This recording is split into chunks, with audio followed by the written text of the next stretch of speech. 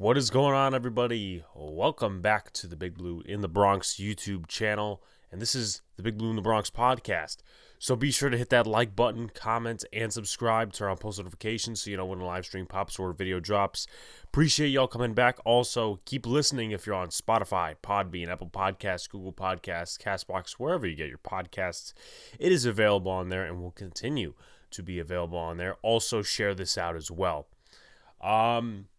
Excitement fills the air, even if we lost, because we get to see what the rookies look like, the camp bodies look like, the undrafted free agents, and players hitting players, players tackling players. That's one of the more exciting things about preseason. But what's more exciting is the fact that the New York Giants actually won. When was the last time we won? Well, to be fair, the last time we won is the last time I was at a Giants game, which was November 28th, 2021. And they had these jerseys on. Now, I didn't wear my Collins jersey. This is a Collins jersey. I'll probably turn it into a Antonio Williams or a Yusuf Corker jersey. But the principle of the point is that the New York Giants got a victory. And I am very excited. There's some things to work on, and we're going to talk about it. So we're going to go with offensive takeaways, defensive takeaways, reasons for optimism, causes for concern, some overreactions, and then snap counts. And then in the second half of the podcast, I'm doing something a little differently than I usually would. And this is only probably going to be a one-time thing unless something happens again. I wasn't able to get any Patriots people on for the preview. It was me and Donald Stewart only. And with that being said, I'm going to get on Sara Marshall. She writes and covers for the New England Patriots. We're going to do a little interview in the second half of the show. So if you're interested, keep listening throughout the show, the entire show. I think it's going to be a fun interview. You get to learn a little bit about the New England Patriots and so on and so forth. Just overall first thoughts, man. Exciting. And yeah, without further ado, let's go into it. Offensive takeaways. I thought Daniel Jones and Tyrod Taylor looked good. And I know there's always going to be those people out there that are going to say, well, you know, Tyrod, he looked better than Daniel Jones. You could say that. You can say that, but he also got more snaps. See, if you include context, people look at it differently. Not just giving out the full statement, oh, he was better than Daniel Jones. Jones missed one or two throws, but he was good. The second drive, some penalties, the sacks, maybe a missed throw or two. That really didn't help, so that's why they punted. But the first drive, even though it wasn't their true offense, in my personal opinion, there was still some cool routes, and they looked calm, cool, and collected. Daniel Jones rushed for a first down, and they were converting on third down. I think they faced like one or two third down conversions within that first drive, and they got it and, you know, moved the sticks. 12 didn't look great, a.k.a. Davis Webb, and didn't necessarily have a good rapport with Keelan Doss. Keelan Doss has been one of the stars during training camp, and with that being said, he didn't show up this game. I thought Davis Webb didn't look good either. Webb had a 50% completion percentage, 8 for 16, 51 yards. And then you look at Keelan Doss, 1 catch for 6 yards and 5 targets. So that's, I think, a 25% catch percentage, something like that. Maybe not even that. So Keelan Doss, if you're looking to make a roster spot, obviously Thursday's game was not your game. But what do you expect out of Davis Webb too? I mean, you know, he's a third-string quarterback, fourth-string quarterback that contemplated retirement and being the QB coach for the Buffalo Bills. Now, one thing I can say that I couldn't say last season, maybe not even the season before, but the running backs look great. I must say that. Saquon Barkley, we only saw a glimpse of him, so I'm not going to talk about him too much. But Gary Brightwell has officially stunned me. Antonio Williams, he looks great. Deshaun Corbin, he looks great. Sandro Platzgummer looks great. And we'll talk about the first string, second string, third string offensive lines. But what the fuck was Joe Judge doing? And a lot of people talk about, well, I miss Joe Judge, whatever, so I have the right on here, and it's my podcast, to talk about Joe Judge and that staff just a tad bit before we go on to some other things. What were they doing holding this guy back? In camp, I've been saying, look, he's had some sprout. He's had some spice to his running game a little bit, and he passed up Antonio Williams on the unofficial depth chart. But with that being said, I need to see that in the game. Well, he showed that. 7 carries, 40 yards, 5.7 yards per pop, and his longest carry was a 16-yarder. That Daniel Bellinger helped spring out. So I don't know what they were doing last year, not necessarily giving this guy carries. I mean, it was mostly Decoy Clement and what was the other dude's name we had? Devontae Booker. So I don't know what they were doing, man. I don't know what they were doing. Maybe it was that he got reps and they were running just north-south and he's not that type of guy. I don't know. But Gary Brightwell, listen, man, for right now you've stunned me, and that's a good thing. Deshaun Corbin, he only got 6 carries, but it's not so good on the stat sheet. But I thought he looked explosive. 3.8 yards per carry, which is not too great. His longest carry was for 5 yards, 6 carries, 23 yards. And Antonio Williams, once again, just to cap it off, the running backs look great overall. 9 carries, 61 yards, a touchdown. His longest carry was 19 yards, which I believe was his first or second run of the game. And to add a little positivity to Corbin's stats, 5 catches, 28 yards out of the backfield.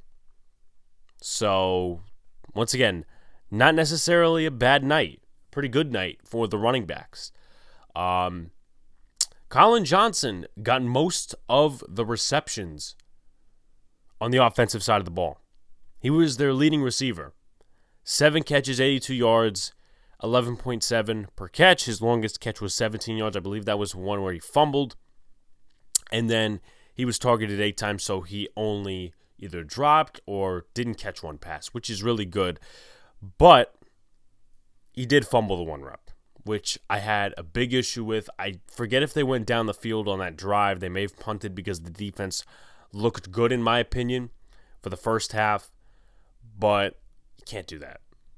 He's looked good all throughout camp, and he's proving that, okay, I'm not just a camp body, but I'm also a preseason body, and I can make this roster. I could be an impact on this offense. So, whatever side of the coin you want to land on in terms of Colin Johnson, that's your decision. I thought he looked pretty good. The fumbling, he did that last year against the Cowboys, but his knee was down. So he's going to have to get better with ball security. But overall, very good night for Colin Johnson. For a receiver that typically wouldn't fit a Dable Kafka offense, but he might because Golladay is Golladay. That's going to be a topic of discussion later on in the podcast. And he's a 6'4" vertical threat. That's not necessarily what you would do in a Dable, Kafka, Buffalo, Kansas City offense, but he's more versatile, and he's younger. Richie James is who we thought he was. Excellent deflected catch. That was the one where Colin Johnson, I think, didn't catch it, but I don't know if it actually goes on Johnson's record. It was tipped by Johnson, and Richie James just went up and brung it down. That's a guy who wants to compete for a roster spot. That's a guy who wants to be on this team. And Richie James has had some crisp routes in camp. I've seen it for myself, beating Darnay Holmes, beating some other guys in camp. He's done it all. And he should make this roster. By no stretch of imagination is he just a camp body. He should make this roster. In my opinion, I believe he's better than C.J. Board. He's more versatile. And honestly, I think he should be catching the kicks and the punts from the other side, from the opponents. Because C.J. Board did yesterday, nothing too special. Deshaun Corbin had a nice return, and that was like 15 yards tacked onto it because of a face mask. So, if it's not going to be Deshaun Corbin catching kicks, I think it should be Richie James. Now, you don't want Richie James hurt because of the whole wide receiver thing. Oh, what if Tony goes down, what if Johnson goes down, and, you don't want James catching those kicks and getting hurt. That's understandable. But in my opinion, Richie James has more value on this roster than CJ Ward. That's my opinion. Austin Allen and Daniel Bellinger played well. Austin Allen caught a key pass on the last drive that went for a first down. It was a play-action boot. And then also Daniel Bellinger had a nice cut block on Gary Brightwell's big run, but he also got a holding penalty on the second drive, which moved them back a little bit. But, hey, listen, that's what he's going to do. He's going to make mistakes, and he's going to do really good things. And I have high hopes for Daniel Bellinger because he's the best tight end, honestly, we have right now. Jordan Akins ain't doing shit. Austin Allen, he's there. Chris Myrick, more of a blocking tight end. So they may just stick with Allen, Myrick, Bellinger. It might be a little bit of a struggle at first because those are guys that are not necessarily experienced, but we'll see. In my opinion, the O-line held up well. Now, the first team, Evan Neal did give up a sack, so there's that. But overall, in the running game, all O-lines contributed well. They played well. Overall, there was 33 carries, 177 yards, and a touchdown, 5.4 yards per carry. We did not see that last season. And I don't even think we ran the ball well last preseason. At least, this game is giving me some new vision. But I thought the O-lines did well. To say they did spectacular, to say that anyone stood out, not necessarily, but they played well. Garrett McGinn was at center, and he was a right tackle.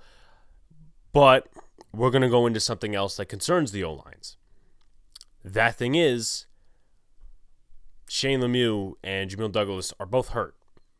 Lemieux has a toe injury, and to my recollection, Jamil Douglas has an ankle injury. That's not what you want to see. Now, I don't think toe injuries last too long. I don't think they do. I could be wrong. I could be right.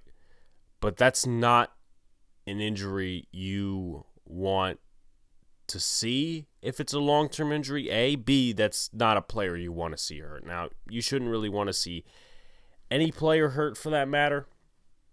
But with that being said, Shane Lemieux's a starter. And if you need to put Azudu in there, put Azudu in there. But he had some growing pains last night. He had a holding penalty and just some bad reps overall. And it looks similar to his college tape at that. Jamil Douglas, he hasn't been good all camp. I don't want him hurt because depth is depth. And we'll see what happens with him. But it's getting really skinny with O-line depth, and that's not a good thing. We came in to this season from the offseason. Oh, Max Garcia, he may make the roster. This guy may make the roster. Well, guess what? Max Garcia sucks.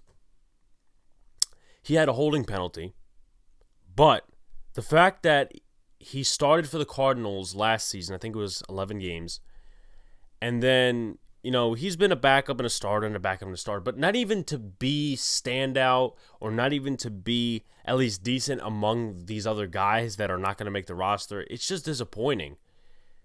It really is, because we expected Garcia to maybe even be with the first team heading into camp. And he's with the third team. And to play with the third team, even though these injuries are happening, shows that Bobby Johnson and this offensive coaching staff have no faith in him. So either they're doing something wrong or Max Garcia just blatantly sucks right now. And once again, we wouldn't be magnifying this if our O-line depth was skinny as shit, or if they weren't skinny as shit in terms of the depth. Apologies for the mishap right there. But Devery Hamilton, he's probably not going to make the roster. Jamil Douglas, already mentioned the ankle injury, so we got to see what's going on with him. Ben Bredesen is actually going to make the roster, in my opinion. He's been solid. He's been better at center than Jamil Douglas.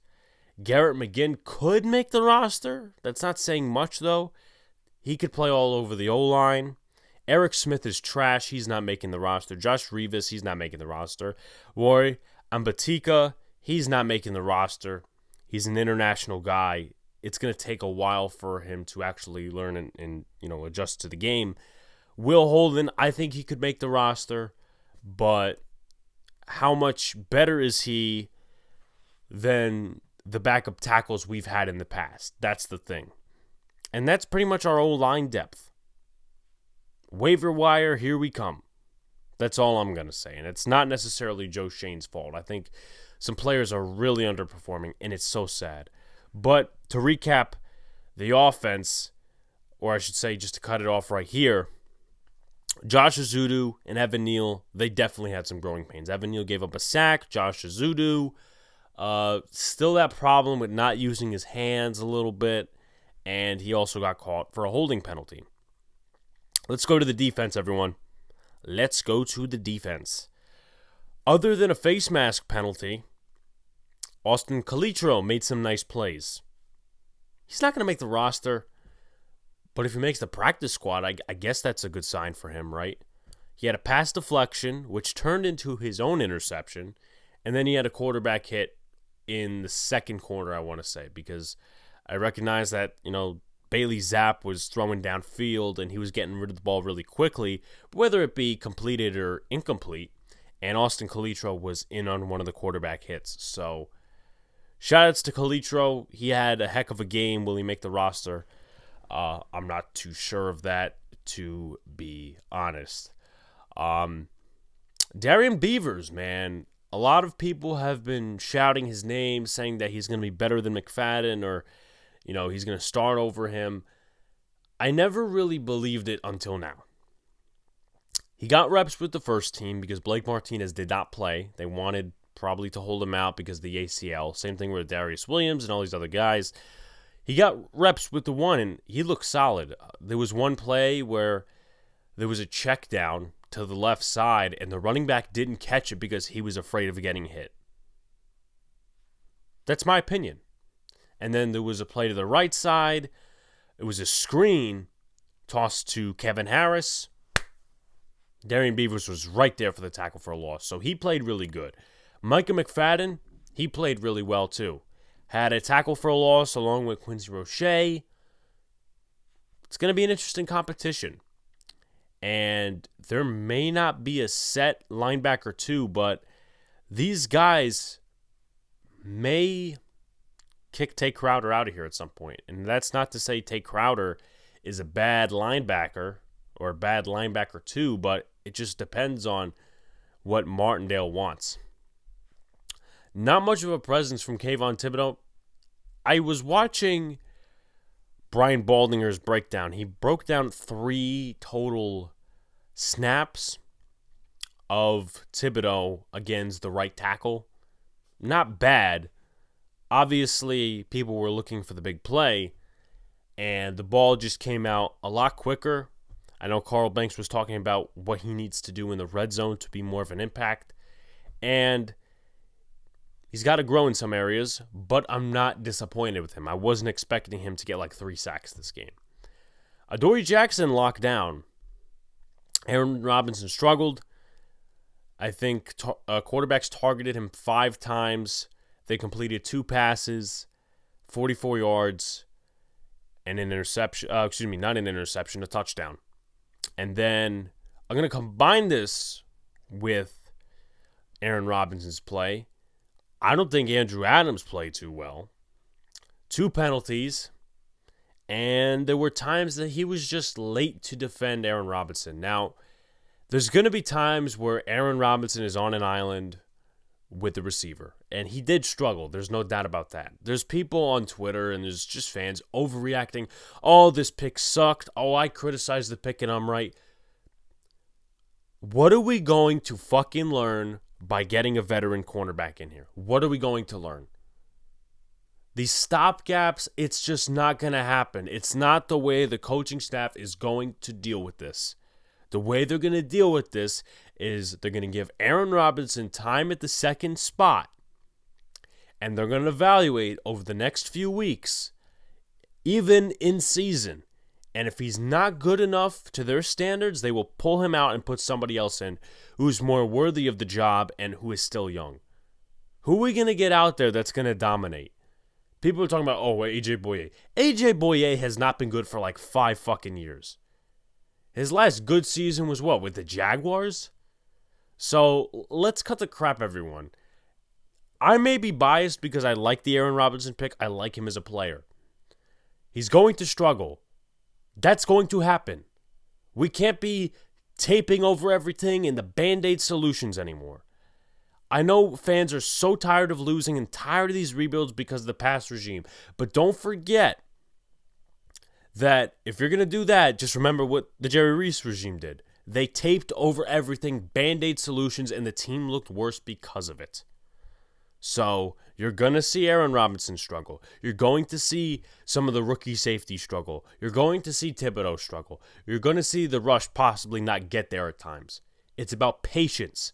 And as long as we see progress, there's no reason to overreact. And when I'm mentioning Andrew Adams, I know he's a role player, but guess what? On that catch that Aaron Robinson allowed to Tyquan Thornton, going downfield, which was the one after the penalty, which Aaron Robinson broke up. But guess what? Holding. Defense number 24.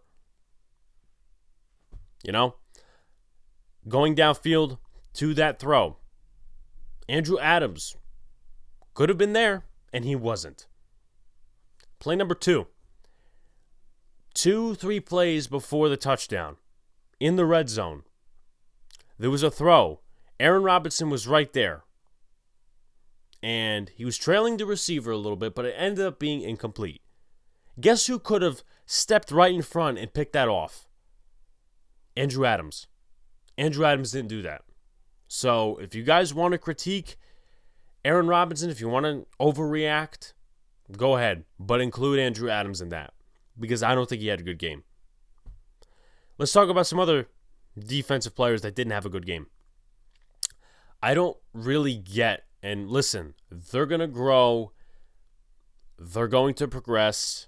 They may even not improve their skill set. I don't fucking know. But Zion Gilbert and Darren Evans did not look good on Thursday. They did not. They struggled with the back shoulder fade so much, and they didn't turn their head around. That's one thing you absolutely have to do as a cornerback. Too many times was Bailey Zapp underthrowing passes, and the receiver would just stop in his tracks, turn around, make the catch, and that'd be a big gain. We almost lost because of that, and I'm not going to overreact too much, but we're going to talk later about the DB depth, because if people are concerned about Aaron Robinson, they should be concerned more about this DB depth, because it just doesn't look good right now. Zion Gilbert, he's a small school guy, whatever. They got to turn their heads around. I don't care what school you come from, what state you come from, whatever. You got to turn your head around because some of those could have been absolute interceptions. And why I'm putting so much emphasis on this is because we don't know who fills out the back end of the cornerback depth chart. We don't know that yet. Gavin Heslop, he was okay. Allowed some passes, made some nice breakups, so maybe he's the guy that makes the roster. I don't know. Cordell Flott did look good, but he went out with a groin injury, so that's not very good. Trenton Thompson got a sack on a DB blitz. He made some nice plays, and I want Trenton Thompson to make this roster. I'm rooting for the best to make this roster, but Trenton Thompson, man, I'm really excited about his skill set and what he could provide for this team, not just on defense, but on special teams. No edges really stood out to me other than Quincy Roche, and that was for one play, to be honest. I mean, he has to be more impactful, in my opinion. Now, he did have a tackle for a loss with Micah McFadden and a quarterback hit, but he has to be more impactful because the other guys didn't show up. Ellerson Smith, one quarterback hit, which was possible safety. Could have been safety, really. But back to Roche, he needed to make more of a presence of himself because he's so far down in the depth chart. Tamon Fox really didn't make any plays. Jihad Ward really didn't make any plays. O'Shane Ximines didn't make any plays. So he needs to establish himself a little bit more if he wants to make the roster. And I'm rooting for him. I think he should make the roster. But to this coaching staff, and they're not necessarily a staff that has ties to him, I thought the run defense played well. Overall, 18 carries, 52 yards, 2.9 yards per carry, and 1 touchdown.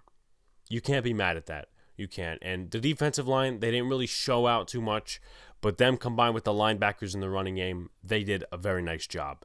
Very nice. Where last year, we could not set the edge for shit. But looks like our youth is a little bit better than last year, right? And then secondary struggles, we talked about that. Heslop was on and off, and then you had Zion Gilbert and Darren Evans just struggling out there. I don't think they should have cut Jaron Williams, but he was injured at the same time, so who knows. Causes for optimism. The inside linebacker position long-term. Now, Blake Martinez ain't going to be here forever, folks. That's just factual. He's not going to be here forever. Darian Beavers looked good. Micah McFadden looked good. Austin Calitro, he's going to be on the practice squad, but he looked good. Not much from Tate Crowder. Didn't see any eye-popping plays. But if you look at the depth, I think it's solid long-term. And I say long-term, of course, not now. Because at the beginning of the season, if those guys get reps, I'm expecting them to struggle. They're 6th, 5th-round picks. Micah McFadden and Darian Beavers. But they played well enough so you could have excitement down the line overall. The running back depth, that, they just stunned me. They just stunned me. Antonio Williams, I thought he was going to be more of a bruiser type back. The 19-yard run excited me. Jashawn Corbin, not just him out of the backfield, not just him as a kick returner, but him as a pass catcher. That could be dangerous this preseason, even if he doesn't make the roster. And then Gary Brightwell, once again, just stunned me. He's got some spice, explosiveness.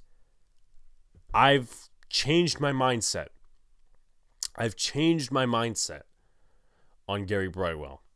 And maybe he does make the roster. Who knows? Causes for concern. The offensive line depth. They didn't play bad. But the interior depth continues to scare me.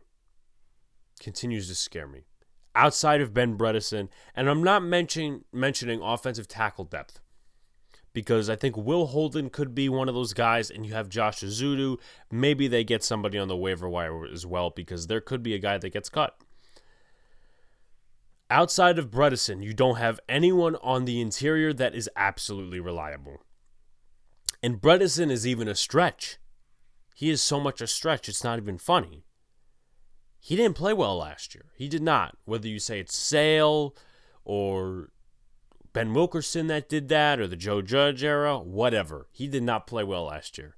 He did not play well. Andrew Thomas was the best lineman. That was pretty much that.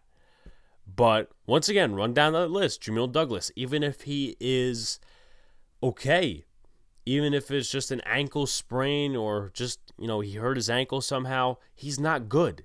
He is not good. Max Garcia, majorly disappointing that he's buried down in the depth chart.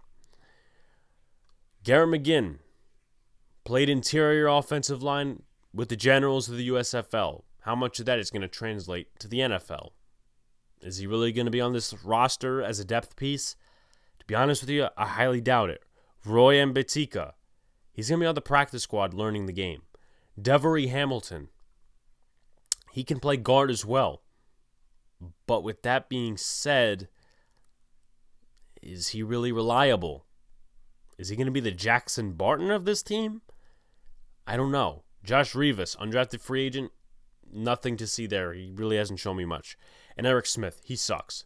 So, with that being said, you got to go to the waiver wire. You have to sign some guys. And that's pretty much that, because with Shane Lemieux getting hurt, Andrew Thomas will get hurt at some point. I don't want to, put that on him, but it's kind of becoming a thing a little bit. And, what if Glowinski's out? I'm scared about that. What if John Feliciano is out? What if Bredesen is out? What if Azudu's out? You have to come up with all these questions in order to solve them so they don't hit you right in the ass when they come to fruition. Those situations, they come to fruition. So that's one of my concerns. The cornerback depth behind Adoree Jackson, Darnay Holmes, Aaron Robinson, and Cordell Flott. You have nobody. And I was talking very down on the O-line depth. But you have absolutely nobody you could trust right there. Michael Jacquet, he looked decent, but he was struggling to make a tackle last night. That worries me. Rodarius Williams did not play. So, is he even going to be healthy going into the regular season? Gavin Heslop looked okay, gave up some passes, but at the same time made some nice plays. Khalil Dorsey, he was one of the guys that actually stood out to me. He didn't allow a reception, at least to my knowledge, but he could be a guy that makes the roster because he's familiar with Martindale, not much experience, but he stood out. I don't think he allowed a catch all game, was pretty much silent. Darren Evans and Zion Gilbert, they got to get better. If they want to make this roster, if they want to make this practice squad, progression is key. And they just did not look good on Thursday. They did not look good. Nate Medders, he could play a little bit corner, but nobody's really putting some stock into that. Next one, special teams coverage isn't the greatest. That's something they got to fix. And in due time, I believe they will fix that. But there are times in practice where I've seen them give up some big returns, and you can't tackle guys, you can't touch guys pretty much in the kick return and punt returning game. But there are times I've seen some big returns when I've been training camp. I guess it came to fruition because there were a couple of nice kick returns and punt returns from the New England side. And it's not just giving up returns, it's the penalties. Andrew Adams, Yusuf Corker, Antonio Williams, one of them had a penalty on special teams. So that's going to have to get cleaned up. And here's something I want to talk about for the final cause of concern before we head to the Sara Marshall discussion / interview, whatever you want to call it, with the Patriots and all that stuff. The whole Kenny Golladay discussion. I don't want to have this conversation, but once I'm done sipping my water, it's going to happen. Refreshing. Kenny Golladay. In camp, when he wants to play, he's looked good. He's had some key drops. I think it was the second day I was there, he had some key drops. But there are two plays that really pissed me off from Thursday. And I've waited a little bit to kind of sound the alarm on Golladay. Because I said, you know what? Maybe it's just in camp. We'll see what happens in the preseason. $72 million. And maybe I'll be wrong about Golladay. Maybe when it comes to the regular season, he'll play better because he just doesn't want to get hurt. He knows he's an injury-prone player. The one play down the sideline. Now, you could agree a little bit that Jones may have overthrown that, but Golladay had no intention of catching that ball unless it was right here. Which is bad because he could have released better. He could have just sped up to the ball. Maybe he could have made a diving catch. That would have been a touchdown. That's play number one. Play number two. The slant. 3rd and 5. They could have gotten 1st and goal. Saquon Barkley goes up for a touchdown. Instead, they had to settle for 3 because Kenny Golladay dropped that pass. He just looks disinterested sometimes. And I really don't want to say that because I rooted for the Golladay signing. I thought it was a good signing at the time. And I thought last year the regime just didn't focus on him. They didn't focus on his strengths. And this year, he just looks disinterested. Maybe he's not happy with his role in the offense, but it's a damn shame when you consider this. Colin Johnson, he's tried. Darius Slayton, he's tried. Now, Darius Slayton, I forgot to mention a little bit, but Brian Dable said they were cutting it back on him. I guess just in case for precautionary reasons. But when you have a guy like Colin Johnson who has the same skill set, a little bit more versatility, who's getting paid like, I don't know, $1 million, I think he is still on his rookie contract because he was claimed off waivers last year from the Jaguars. But when you have a guy like that who's not even a guarantee and he's playing harder than a $72 million guy, at least in preseason, and I could be wrong once again, you have an issue. Because Colin Johnson could work into the skill set of the offense. He could work into the framework of the offense. Kenny Golladay may, and he could possibly. But it just seems like there's not a fit right there. There's not chemistry. So he may get cut after this year. I think the Giants are in financial position to do that. I have to look at spot tracking over the cap. They may phase him out of the offense. But even before we can get to that conversation, he has to put himself as a part of this team. And if he's not going to do that, then request a trade. Don't make us go through this bullshit, please. Because if you're not going to be on the field mentally, and you're also half the time not on the field physically, because guess what? You're injury prone. Then don't put us through that. If that's his real mindset. And I would love to be wrong. Trust me. You guys can come back to this podcast and say, you were wrong about Golladay. He was just saving shit for the regular season. I hope that's the truth. But right now, he looks disinterested in football, and it's a shame because it's costing this regime how many millions of dollars. Meanwhile, there are guys across the roster, not even just the wide receiver position, but there are guys across the fucking roster that would kill for a spot. But that spot is being held for Kenny Golladay because $72 million. That's what I got to say. Anyway, be sure to hit that like button, subscribe if you haven't already. This is not the end of the show, of course, and we're going to go to the discussion, the post-game discussion a little bit with Sara Marshall. Tune into that, and we'll see you then. Forgot to mention, before we go into the discussion with Sara Marshall, I do have some snap counts. So let's get into it. Let's talk about the offense first. Devery Hamilton had the most offensive snaps, 81%. Garrett McGinn, 78%. Ben Bredeson, 74%. Daniel Bellinger, 49%. Max Garcia, 48%. Colin Johnson, 45%. Josh Azudu, 45%. And Will Holden, 40%. Davis Webb, 40%. Tyrod Taylor, 38%. Keelan Doss, 37%. Jashawn Corbin, 36%. Richie James, 35%. Robert Foster, 34%. Marcus Kemp, 30%. Austin Allen, 28%. CJ Board, 27%. Jamil Douglas, 27%.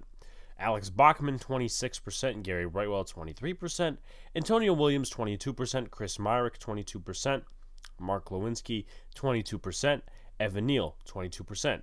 Same thing goes for John Feliciano, Daniel Jones, 20% for Kenny Golladay, 19% for Jordan Akins, 16% for Wan'Dale Robinson, 15% for Shane Lemieux, 15% for Saquon Barkley, 15% for Andrew Thomas, 7% for tight end, Willie H-back, Jeremiah Hall, 6% for Darius Slayton, 3% for Josh Revis, Sandro Platzgummer, Roy Mbeteka, Eric Smith, and that is pretty much that for the offensive side of the ball. Let's go to the defensive side of the ball. Yusuf Corker, 56%. Austin Calitro, 56%. Khalil Dorsey, 53%. 52% for Zion Gilbert and Micah McFadden. 48% for Jalen Holmes. Actually got some reps with the first team. 45% for Trenton Thompson. 45% for Cordell Flott. 44% for Darian Beavers, 40% for O'Shane Zimenez, 40% for Taman Fox, 39% for Quincy Roche, 35% for Ellerson Smith and Darren Evans, 34% for David Moa, 32% for DJ Davidson, and Christopher Hinton, as well as Gavin Heslop, 29% for Andrew Adams, 26% for Ryder Anderson, 23% for Darnay Holmes. Same thing goes for Aaron Robinson, Julian Love, Tay Crowder, Kayvon Thibodeau, Jihad Ward, Adoree Jackson, 21% for Cam Brown. Same thing goes for Michael Jacquet, Nate Metters. And then you go 19% Nick Williams, 16% for Gerard Wilson, 8% for Dexter Lawrence, and then 8% for Xavier McKinney. I'll read some team stats before we go into the discussion. Once again, my bad for not including them in the first take. First downs, the Giants got 26, the Pats got 19. Passing first downs, the Giants got 12, the Pats got 10. Giants had 9 rushing first downs, Pats had 6. First downs from penalties, the Giants had 5, Pats had 3. Third down efficiency, the Giants were 50% on third down, 9 for 18, and then the Pats were 5 for 12. Fourth down efficiency, the Giants were 1 for 2, and the Pats were 0 for 1. Total plays, the Giants ran 81, and the New England Patriots ran 59. Total yards, 418 total yards for the Giants and 308 for the Patriots. Total drives, the Giants 12, the Patriots 10. Yards per play, both 5.2 for each team. Passing yards, the Giants had 241 and the Pats had 256. The rushing, 177 for the Giants and 52 for the Pats. Red zone, Giants 2 for 4, the Pats 2 for 2. Penalties, 8 for 65 for the Giants, and then the Patriots 12 for 89. Both teams had a turnover each, and the Giants had 33 minutes and 59 seconds of possession. The Patriots had 26 minutes and 1 second for time of possession. That is pretty much it here, and let's go to the post-game discussion / interview about the Patriots with Sara Marshall. All right, so now we are with Sara Marshall of Fansided. She covers the Patriots. First thoughts, Sara, and what were your thoughts on the game on Thursday for the Patriots? Well, my biggest takeaway, I can't speak for the Giants training camp so far, but the Patriots have been a mess, especially offensively. So that was my biggest concern coming into the game. And then when we heard the Giants were going to be playing their starters, at least at the beginning, I was like, okay, I know the Patriots aren't. So this makes me more worried. So watching it, I was pleasantly surprised that the defense was able to actually hold their own for the most part against the starters. They've shined in camp, so it was great to see that translate over to an actual game. And the fact that the offense wasn't horrible. Brian Hoyer came out and was Brian Hoyer. He looked a little bit better than normal, but it is the preseason. And then our rookie quarterback, Zappy, he kind of didn't get started until the second half. He looked pretty erratic in his first drive. But that was a concern of his from coming from college. So it wasn't shocking, but they gelled a lot better than what's been reported at training camp. So I was fine. It was a loss, a last second loss, but it's preseason game 1, two teams that are very familiar with each other. And of course, it has to be a heartbreaking loss to the Giants again, as if we haven't suffered enough, right? Thank And it's goodness it was just a funny. preseason game. It's funny you say that because the last 2 preseason losses, um, even before this year, in New England, the last time before the COVID season was Alonzo Russell's touchdown, and then Hmm. before that, 2 years before, it was Aldrick Rosas's game-winning kick.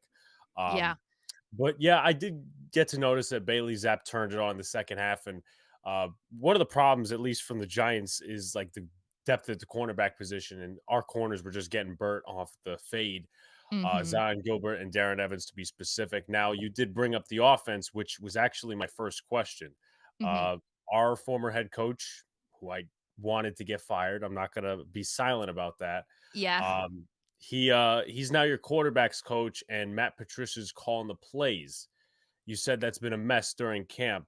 What are your overall thoughts on it? Do you think it's going to succeed? Do you think it's going to iron out? What are your thoughts? I am a very optimistic fan, and sometimes I can be optimistic to a fault. So I tend to just believe that something is going to be better and it's going to be good. So when I first heard about the two of them coming back, I wasn't thrilled. Obviously, they didn't have successful tenures as head coaches in their respective cities, but um, the part that I like is just the familiarity with the organization with Belichick. They were both successful when they worked with Belichick, so that has, a benefit, obviously. But what was a little confusing last night, I don't know if you've noticed or you saw the reports, but both Judge and Patricia were like rotating play calling. So when Hoyer was on the field, Patricia was calling plays. And then when Zappy was on the field, it was Judge. So it kind of was like, what's going on here? Who's actually going to be calling the plays? I think inevitably it's going to be Patricia.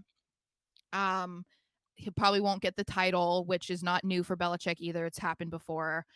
I'm hopeful. Belichick did mention in his own Belichickian way that if this new offense that they're trying to implement doesn't work, that they will kind of revert back, which is what we saw in last night's game. You didn't really see a whole lot of that new stuff that they were trying to bring in. So I'm hopeful. Trying to be as optimistic, especially from the options that they have.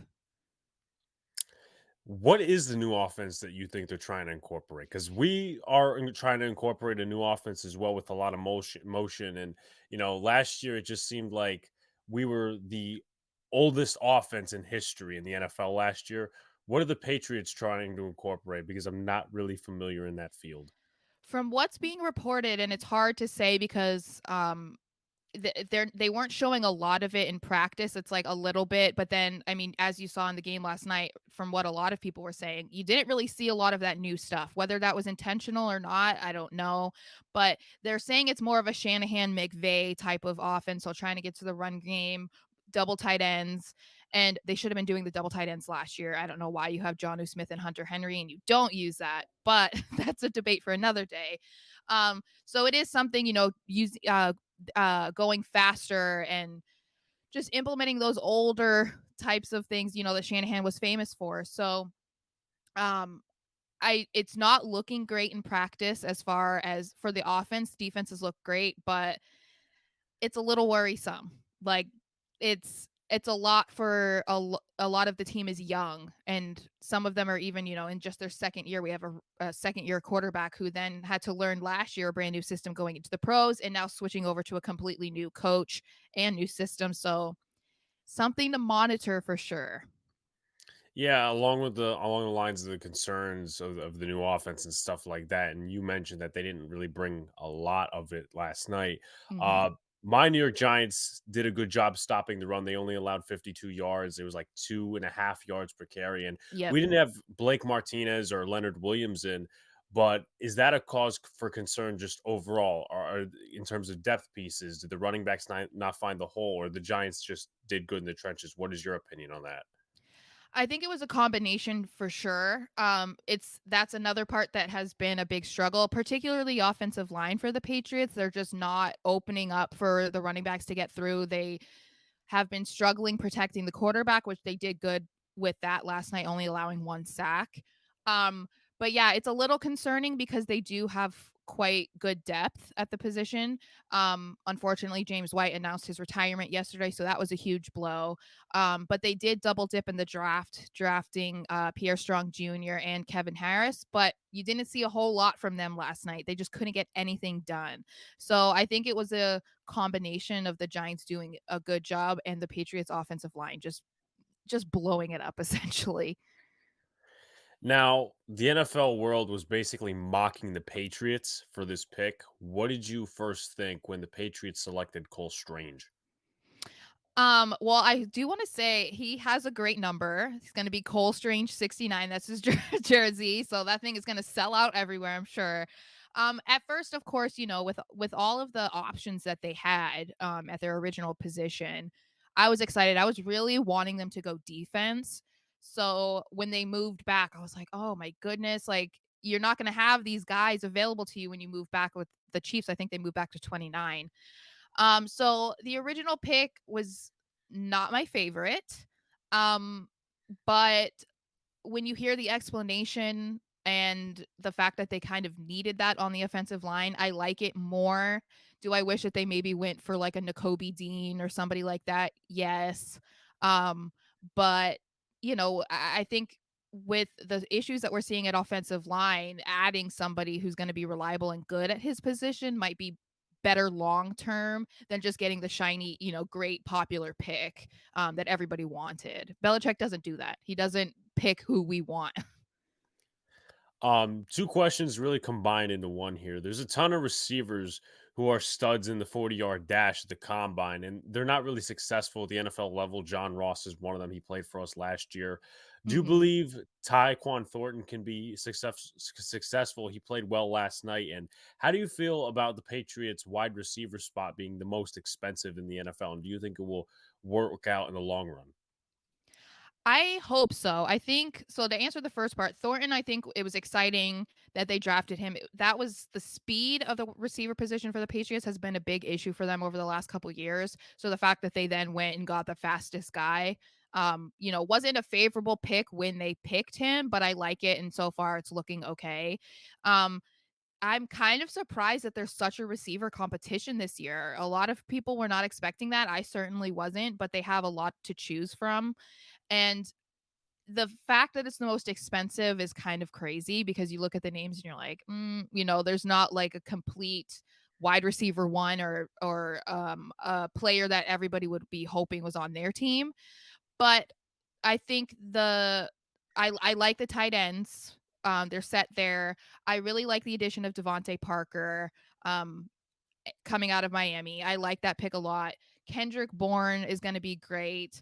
And the speed from Thornton. I said it earlier when I was on another show that it's almost like his speed worked to a fault last night. Like it was almost a problem. He was going too fast. So if they can kind of tame that, then I think he can be good.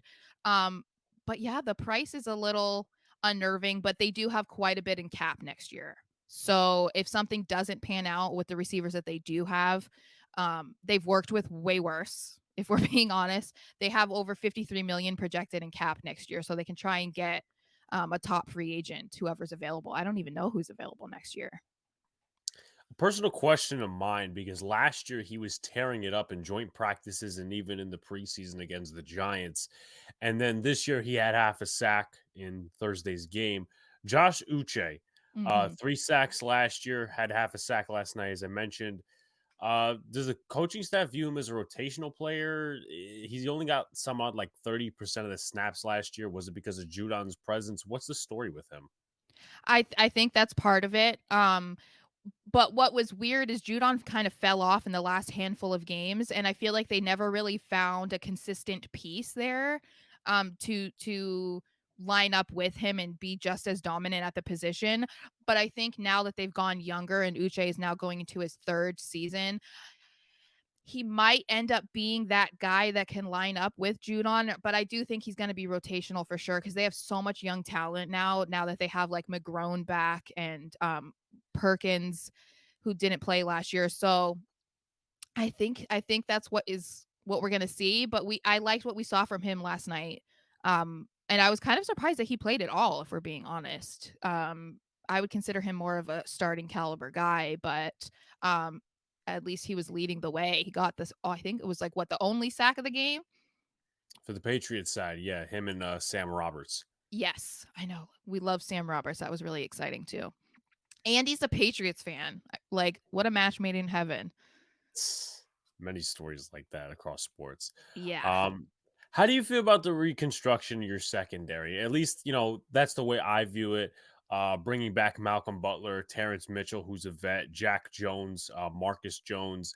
And then what's the story with Joanne Williams, who was the second round pick from 2019? Like, what's the story there? I haven't heard much about him.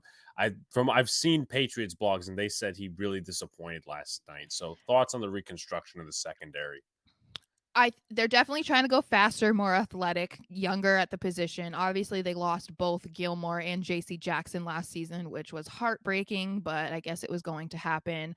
As of the cornerbacks, it's looking like Jalen Mills has solidified himself as cornerback one, at least in my opinion. That's what it's looking like in training camp so far.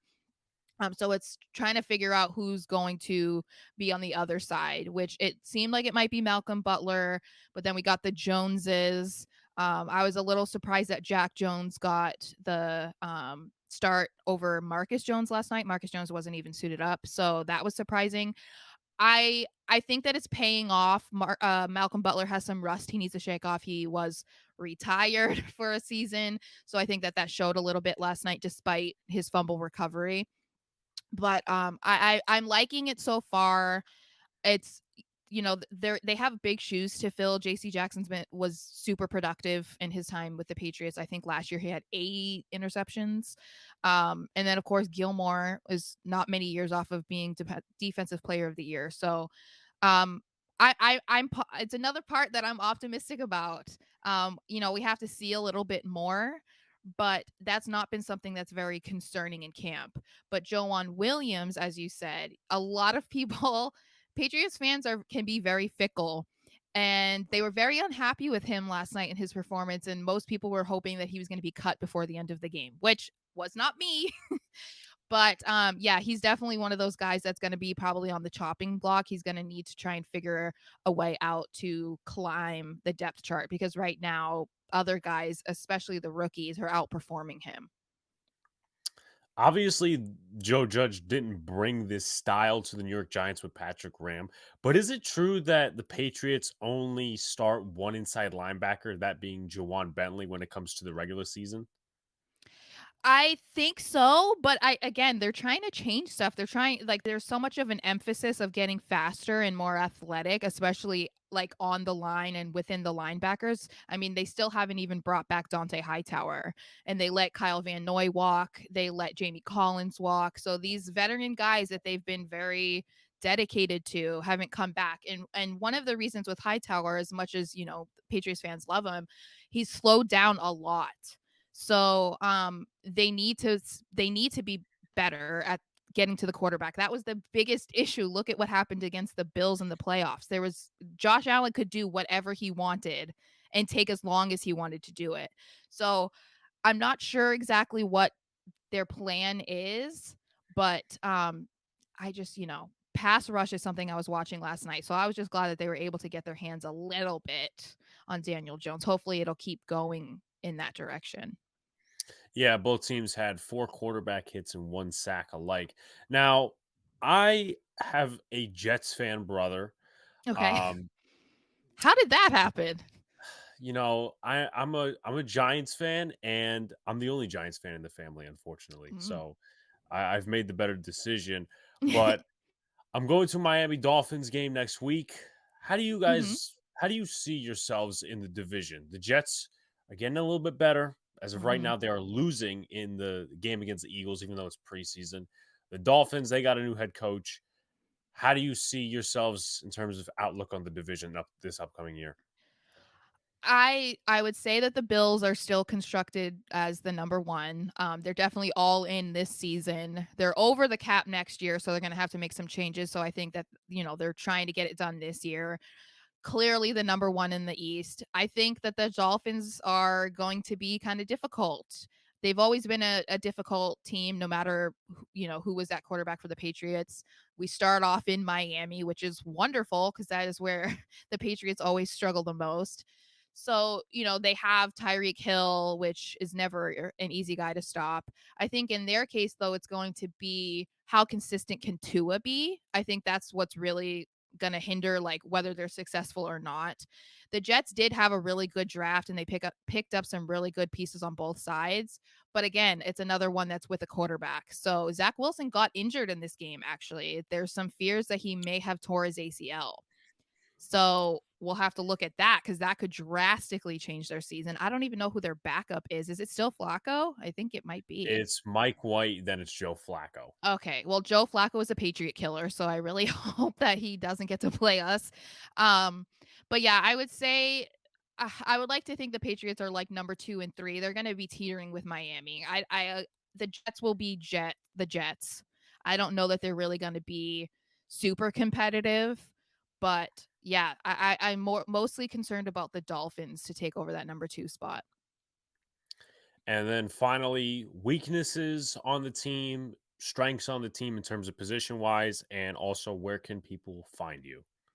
So the strengths. Okay. Well, definitely their running back room. If they can get that figured out, they need to find somebody that can't necessarily be James White, but do what James White would do. And that's, they love to pass the ball to the backfield. So if they can find that in Pierre Strong Jr. or Kevin Harris or even Ramondre Stevenson, we're good. They're pretty deep with linebacker and they're also pretty deep at corner. Um, so they're going to have to figure out what direction, like I said, that they want to go in there. But I'm not too concerned. I feel like there's been a lot of people that have shown up in training camp that people weren't expecting, like a lot of under the radar guys. Like you mentioned even earlier, Sam Roberts has had a very quiet camp, looked great last night, and it's exactly what they need on the defense. When I say weaknesses, what would I say? Oh, offensive line. So they've struggled with depth on the offensive line over the last couple of years. I think wasn't last year, but the year before. They were suffering injuries like every single week. They were switching guys in games on the line. So they were playing out of position like in every single game. And it's gotten a little better. They have some guys, but again, it's the biggest struggle that they're having in camp, which then leads to no protection on the quarterback and no openings for running backs. So if they can figure that out, they still have a little bit of money to play with if they want to try to bring somebody in. There was even people talking about bringing in Scar just to like see if he can figure out Dante Scarnecchia, by the way, Yeah. if he can just figure out what's going on with the offensive line. I'm not opposed to it, but the man's in his 70s and he's been retired for a few years. So I think he might want to just like sit and watch the games on TV. I don't know if he wants to really be sitting there analyzing some more offensive lines, but we shall see. And you can find me on Twitter at smarshxo. I write for Musket Fire, which is the Patriots website on Fansided. And then if you follow me on Twitter, I have a link in my bio that has all my links to Instagram, YouTube, all of that. Yeah, make sure to follow her. Be sure to like, comment, subscribe, do all the good stuff, everybody. Sarah, thanks for coming on. I don't Yeah. know if I would say, maybe just for your case, good luck to the Patriots, maybe. I mean, they're not in our conference, but I Yeah, don't know if Giants fans would like me for that. I know, Um, right? but I appreciate you coming on, Sarah.